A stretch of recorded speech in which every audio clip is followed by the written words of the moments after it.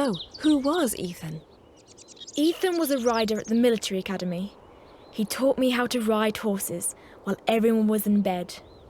He stole my heart away. Ethan was your boyfriend? It was love at first sight with Ethan.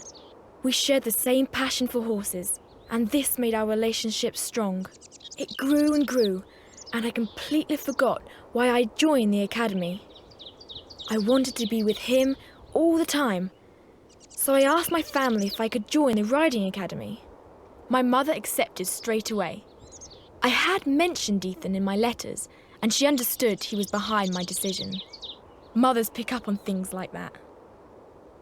Once I was at the riding academy, happiness was within my grasp, and I decided to never let it go.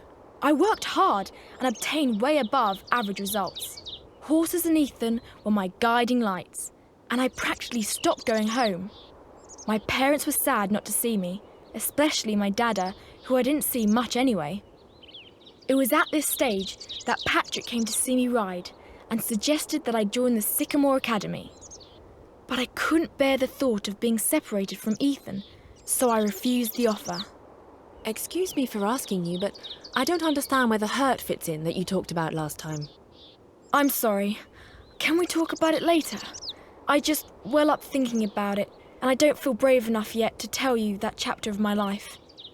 Of course. I understand. I can wait.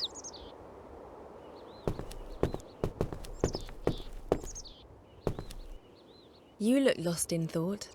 Is it still too soon to tell me what went wrong at the time? No, I'll tell you. You've heard me through so far, and it makes no sense without what follows. My mother sent me a letter that chilled me to the bone. My father had been taken prisoner by his own superiors. The conflict my father was involved in had escalated, and he was ordered to join his regiment for manoeuvres. He'd been lucky enough to never have to fight, and he refused point blank. The military tribunal arrested him immediately, and he was prohibited from contacting his family. That's terrible. The news was too much to bear. I suddenly regretted all the time we hadn't spent together because I'd been so selfish. I had wanted to live in a bubble with Ethan and hadn't understood how important some things were. Now it was too late. I decided life was going to change and I would start helping others. I joined anti-war protest groups and demonstrated against the army. I organised meetings with veterans who had seen the horrors of war, and I ran support groups for families who had lost loved ones in conflict. Ethan was a proud military man and didn't agree with my opinions. Our relationship died a death because I turned my back on my personal happiness. I saw I could help people and understand them. I was reaching out to the world once more. You told me Patrick came to see you, but you refused to join the academy. So how come you're here now? It sounds like you had so much else to do.